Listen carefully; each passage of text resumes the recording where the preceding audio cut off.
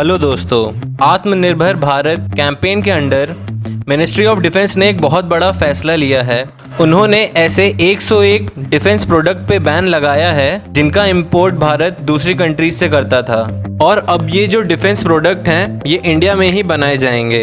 इस डिसीजन से आने वाले 6-7 सालों में इंडियन पब्लिक सेक्टर ऑर्गेनाइजेशंस और जो प्राइवेट कंपनीज हैं उनको 4 लाख करोड़ तक का मुनाफा हो सकता है। ये मिनिस्ट्री ऑफ डिफेंस का एक बहुत बड़ा फैसला है। इस फैसले को आने में काफी टाइम लग गया, क्योंकि अगर देखा जाए तो बहुत सारे ऐसे डेवलप्ड नेशंस हैं जिनकी खुद की ही डिफेंस प्रोडक्शन लाइन है, लेकिन इंडिया अपने आप में इतना सक्षम होने के बावजूद एक बहुत बड़ी डिफेंस प्रोडक्शन लाइन आज तक क्रिएट नहीं कर पाया। और इस डिसीजन से भारत आने वाले 4-5 सालों में अपनी एक strong defence production line create कर लेगा। चलिए आगे देखते हैं वो कौन से डिफेंस प्रोडक्ट्स हैं जिसके इंपोर्ट पे डिफेंस मिनिस्ट्री ने बैन लगाया है, और ये भी जानते हैं कि वो कौन से डिफेंस प्रोडक्ट हैं जो भारत खुद प्रोड्यूस करेगा। साथ में उन सवालों का जवाब जानने की कोशिश करते हैं जो आपके मन में अभी उठ रहे होंगे, जैसे कि भारत अपना खुद का मिलिट्री इंडस्ट्रियल कॉम्प्लेक्स क्यों नहीं बना पाया है, और इस आज़ादी के बीते 72 साल होने के बाद ये डिसीजन हम इतना लेट में क्यों ले रहे हैं, और इस डिसीजन से भारत के आम आदमी और डिफेंस ऑर्गेनाइजेशंस पे क्या इफेक्ट पड़ता है। इन सवालों का जवाब जानने के लिए आप ये वीडियो कंटिन्यूअस देखते रहें। मेरा नाम है सौरभ और आपका स्वागत है मेरे चैनल इंडियन क्वेस्ट पे। अगर आपको ऐसी यूजफुल इन्फॉर्मेशन फ्यूचर में भी मिलती रहे so please subscribe my channel and share my videos.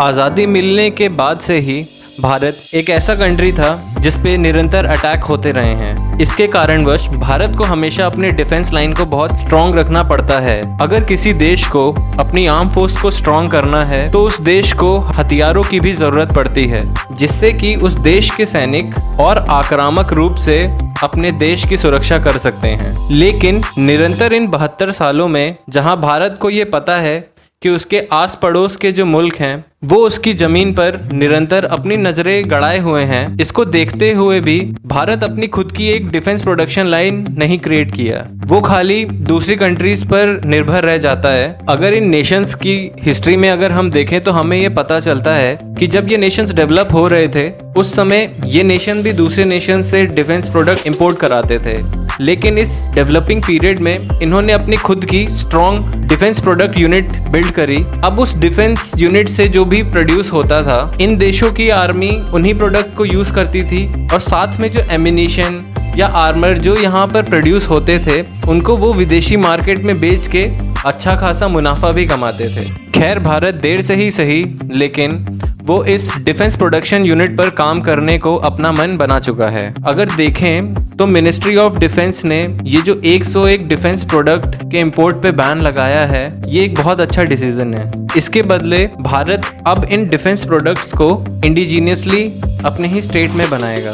में से कई लोगों के दिमाग में ये चल रहा होगा कि भारत जो डेवलप करेगा वो बस ऐसे ही कुछ एमिनिशंस डेवलप करेगा, हेलमेट करेगा या फिर बुलेट प्रूफ जैकेट करेगा। तो मैं बस यही बोलूंगा कि इन रिटर्न भारत अब एक से एक भोकाली हथियार बनाने वाला है। इस लिस्ट में इंक्लूडेड हैं artillery guns, light air combat aircraft like Tejas, light combat helicopters, assault rifles, submarines, high technical radars, ammunitions, bullet proof jacket, mid and long range guns. ऐसे ही कुछ 101 प्रोडक्ट हैं जिनकी लिस्ट मैंने आपके सामने लगा दी है। और ये जो 101 डिफेंस प्रोडक्ट के इंपोर्ट पे जो बैन लगाया है उनमें से 69 प्रोडक्ट्स का बैन इसी दिसंबर 2020 से ही लग जाएगा। अब अगर देखें इन सब को बिल्ड करने के लिए इंडिया में बहुत सारी डिफेंस ऑर्गेनाइजेशन भी हैं। स्टिल आपके पास प्रॉपर रिसोर्सेज होने के बाद, मैन पावर होने के बाद और इतनी बड़ी इकोनॉमी होने के बाद भी भारत की खुद की कोई बहुत बड़ी डिफेंस प्रोडक्ट लाइन आज तक क्रिएट नहीं हो पाई है। तो एक्चुअली में कहाँ कमी आ जाती है कि भारत अपने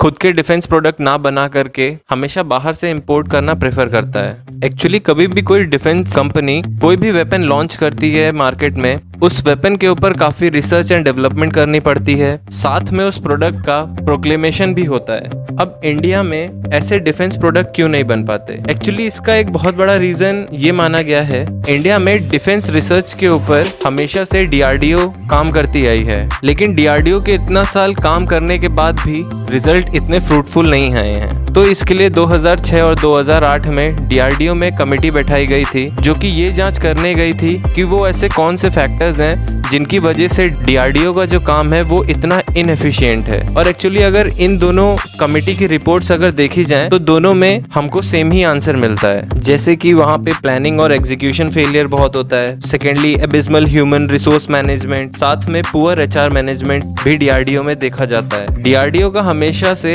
एक इनहेरिटेंस प्रॉब्लम रहा है। इन रीजंस की वजह से DRDO कभी भी इतना एफिशिएंटली वर्क कर नहीं पाता है। एक्चुअली अगर DRDO के एम्प्लॉयज को अगर हम देखें तो जो हायर सीट्स पे बैठे हैं they are above the age group of 40। और DRDO में अगर आप साइंटिस्ट का भी काउंट करें तो वहाँ साइंटिस्ट का लॉट तो जरूर है, लेकिन उन पूरे लॉट में से only 3% of scientist are holding PhD degrees. Remaining अगर 60% ऑफ एम्प्लॉयज अगर DRDO के देखे जाएं तो वो नॉर्मली ग्रेजुएट या पोस्ट ग्रेजुएट हैं साइंस, ह्यूमैनिटी या किसी अदर मेडिकल कोर्स लेकर के। देखिए एक्चुअल मेन प्रॉब्लम ये है कि जो ग्राउंड विजुअलाइजेशन है और उसका जो इम्प्लीमेंटेशन है वो दोनों यहाँ पर हो नहीं पा रहा है। ना ही तो ऑर्गेनाइजेशन ऑन ग्राउंड जाकर के ये देख पा रही है कि हमारे सैनिकों को किन किन उपकरणों की ज़रूरत है। अगर साथ ही में उनको किसी गियर के ऊपर काम भी करना है तो उनके पास वो ह्यूमन रिसोर्स भी नहीं है। बात ये है हमारी कंट्री में मैन पावर की कमी नहीं है, ह्यूमन रिसोर्स इंडिया में लैक नहीं करता है। बट ये जो बड़े बड़े इंस्टीट्यूट हैं जिसमें IIT, IIMs, IISc, इन सारे इंस्टीट्यूट्स के जो स्टूडेंट हैं वो बड़े बड़े पैकेज लेकर के इंडिया में नहीं, इंडिया के बाहर अब्रॉड जाकर के कमाना ज़्यादा प्रेफर करते हैं। और जो बचे हुए इन सब ऑर्गेनाइजेशंस में आके अगर काम भी करते हैं तो वो इन ऑर्गेनाइजेशंस में आके देखते हैं कि उनको इतना ज़्यादा एक्सपोजर मिल नहीं रहा है, जिसके कारण वो 3-4 साल के अंदर ही वो ऑर्गेनाइजेशन छोड़ करके कहीं और काम करना शुरू कर देते हैं। लेकिन इस पेंडेमिक के चक्कर में ऐसे बहुत सारे वर्कर्स और स्टूडेंट जो कि इंडिया के बाहर थे वो अब इंडिया में ही हैं। और भारत को इस अपॉर्चुनिटी का यूज़ करके इन लोगों का बेटर यूटिलाइजेशन करके आत्मनिर्भर भारत बनने की कोशिश करनी चाहिए। अब ये जो डिसीज़न है इससे कॉमन आदमी पे क्या इफेक्ट पड़ता है? एक्चुअली इस डिसीज़न का एक बहुत बड़ा फ़ायदा भारत के आम नागरिक को मिलेगा, बिकॉज ये जो नई प्रोडक्शन लाइन अगर स्टार्ट होती है तो इस प्रोडक्शन लाइन के अंडर बहुत सारे जॉब क्रिएट होंगे। अगर रफली एस्टिमेट किया जाए इंडिया अगर $80 बिलियन अगर इन्वेस्ट करता है तो अप्रॉक्स 6 से 7 मिलियन जॉब्स इस कंट्री में क्रिएट होंगी। इसी के साथ मैं ये वीडियो यहीं ख़त्म करता हूँ। Thank you. जय हिंद, जय भारत।